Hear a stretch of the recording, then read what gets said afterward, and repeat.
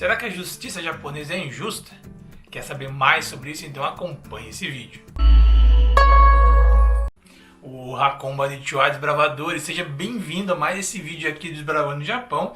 E hoje eu vou falar um pouco sobre o que eu consegui entender da justiça japonesa.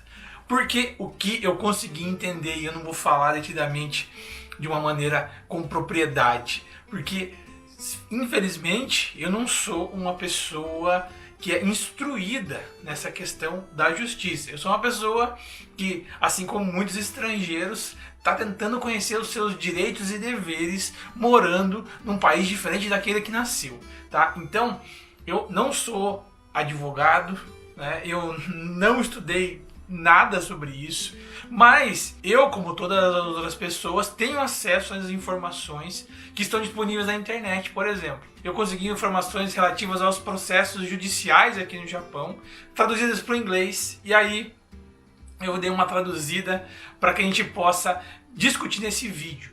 Por que eu estou falando sobre isso? Né? É um fenômeno que aconteceu em dezembro e até hoje continua dominando todas as notícias aqui no Japão, é relativo à fuga do Carlos Ghosn aqui do Japão. O Carlos Ghosn nasceu no Brasil, né, cresceu na França, o pai dele é libanês, a mãe é nigeriana e ele trabalhou 17 anos na Nissan aqui no Japão. Olha, é um cara totalmente cosmopolita.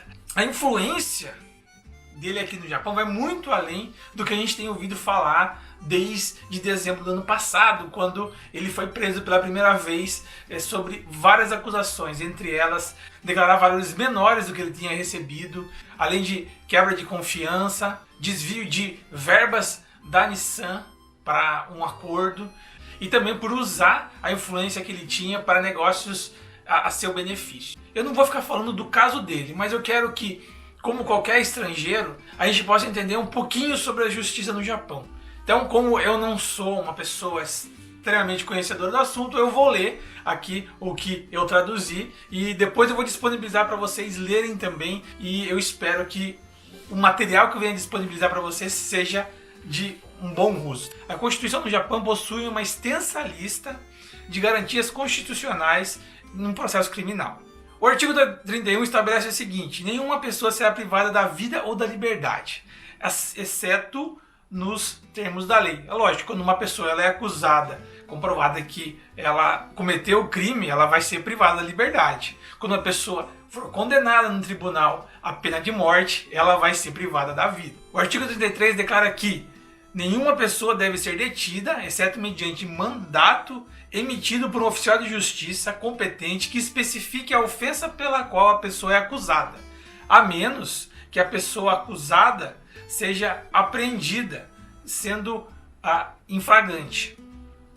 Além disso, conforme prescrito no artigo 34, nenhuma pessoa será presa ou detida sem ser imediatamente informada das acusações contra ela ou sem o privilégio imediato de advogado. Nem deve ser detido sem causa adequada. Isso sob demanda de qualquer pessoa. Tal causa deve ser imediatamente mostrada em tribunal aberto e em sua presença deve haver um advogado. O artigo 35 prevê a proteção da residência, declarando o direito de todas as pessoas estarem seguras em suas casas, seus documentos e efeitos contra entradas, buscas e apreensões não serão prejudicadas, exceto mediante mandato emitido por justiça e causa articularmente descrevendo o local a ser revisado e as coisas a serem apreendidas, exceto conforme previsto no artigo 33. O artigo 38 estabelece que ninguém será obrigado a testemunhar contra si mesmo e que uma confissão feita sob compulsão, tortura ou ameaça, após a prisão prolongada ou detenção, não deve ser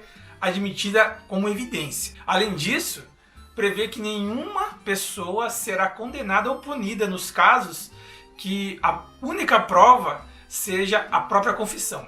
Quanto à proteção dos direitos básicos do indivíduo que está enfrentando um processo criminal como acusado, o artigo 37 estabelece que em todos os casos criminais o acusado gozará do direito de um julgamento rápido e público com um tribunal imparcial. Ele ainda terá plena oportunidade de examinar todas as testemunhas e terá direito de processo para obter testemunhas em seu nome, às custas do dinheiro público. e em todo momento o acusado terá assistência de um advogado competente, que se o acusado não puder garantir por seus meios de próprio esforço, será designado pelo Estado para seu uso. E de acordo com o artigo 39, nenhuma pessoa será responsabilizada criminalmente por um ato que era legal no momento em que foi cometido, ou, quando for absolvido, nem deve ser colocado em risco duplo. Finalmente, o artigo 40 estabelece que qualquer pessoa, caso seja absolvida após ter sido presa ou detida, pode processar o Estado por reparação conforme previsto em lei. Como eu estava falando do Carlos Ghosn, essa parte vai se aplicar a pouquíssimas pessoas, mas no caso dele se aplica. Dá uma olhada.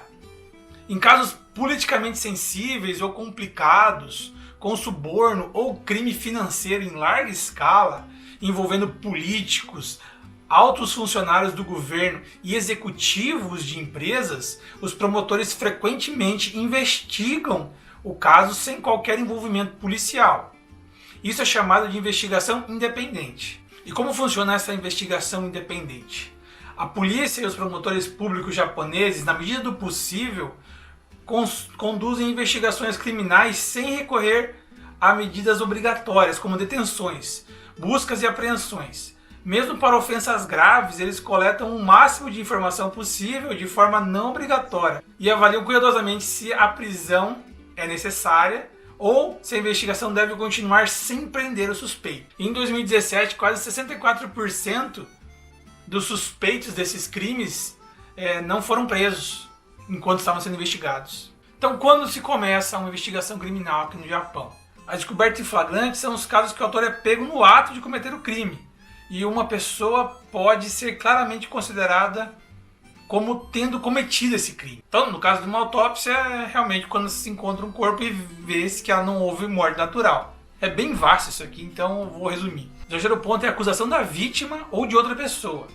Caso uma vítima de um crime denuncie a agência de investigação e procure o processo criminal contra o autor. Além disso, casos em que a pessoa não seja vítima denunciando o crime, a agência de investigação busca o processo criminal contra o autor. O quarto, a pedido da agência. Em casos que a organização prescreva por lei a denúncia de crime sobre a exigência de investigação. Quinto, a admissão de culpa. Em casos que o autor admite ter cometido um crime a uma agência de investigação antes que o crime seja detectado. E o sexto é por interrogatório policial, porque a polícia tem esse direito de parar qualquer pessoa e perguntar qualquer coisa para ela. E quando ocorre uma prisão, em regra geral, é necessário um mandato emitido judicialmente para prender o suspeito. É claro que tem os casos de uma prisão em flagrante, prisão por emergência, quando houver motivos suficientes para suspeitar da prática de uma infração punível pela pena de morte ou prisão perpétua, por exemplo. E nesse caso, pode ser emitido o pedido de prisão após a prisão. E além disso, devido à urgência, um mandato de prisão de um juiz não precisa ser emitido. Pode ser um promotor público, um assistente de promotor público ou um oficial de polícia. Claro que mesmo sendo preso, depois não conseguir esse mandato, a pessoa deve ser solta. Quando pode-se ter uma prisão preventiva? Deve ser emitida se um juiz considerar que existe probabilidade para o suspeito que cometeu um crime. Mas se uma das seguintes condições for atendida: primeiro, o suspeito não tem residência fixa.